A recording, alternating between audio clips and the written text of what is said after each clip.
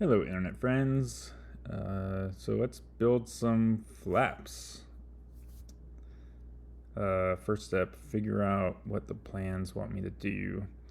And second step, find all the parts. Or maybe reverse that. Find all the parts and then figure out what the plans want me to do. So it turns out I have two of all of these parts. Because I have the original parts that I ordered in the kit. And then Vans sent me some laser cut parts replacements that I didn't ask for, but I'll just say out of the goodwill of their hearts, they shipped me a crate, and these parts were in it. So, thank you, Vans. I will put them to use. Hopefully, not in the way that I think it's going to happen. Is that I'll make a mistake, and then I have a extra part. But that's highly probable. Because the Vans wrote the plans in a confusing way. Instead of writing, this is what you do for the left flap, and this is what you do for the right flap, they said, here's what you do for the left flap, and then it's just reversed in the right flap. But of course, the way they label the parts is these,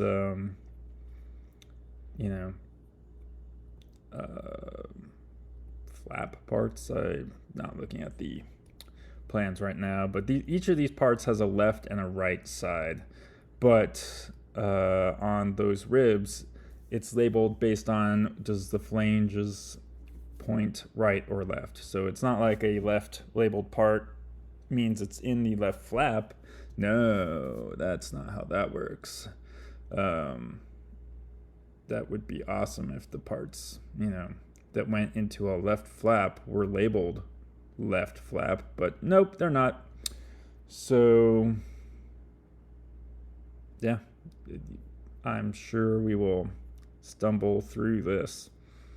It's been a couple weeks since I've been able to make a video, which means it's been a couple weeks since I've been able to work on the plane just because of work and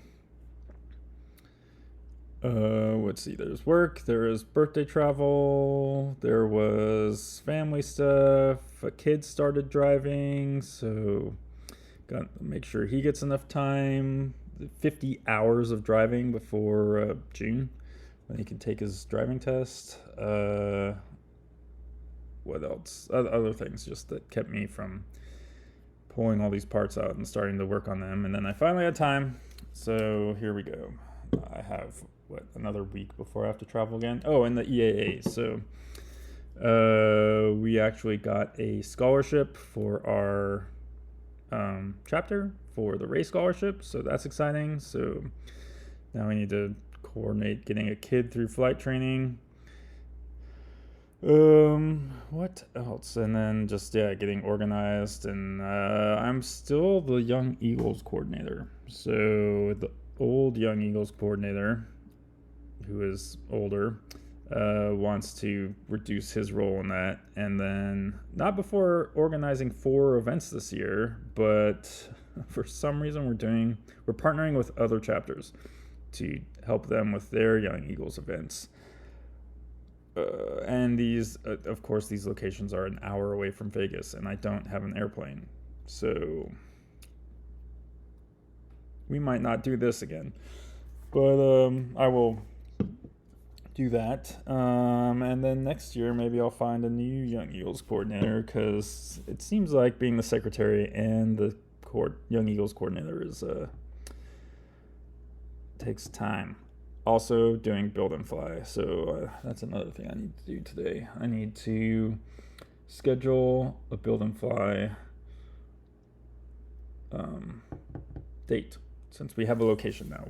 Luckily we partnered with Cactus Flight School, so thanks to them. It seems like that partnership will work out well for them, because we'll probably recommend our Ray Scholar to use them. So everyone benefits mutually from our arrangement.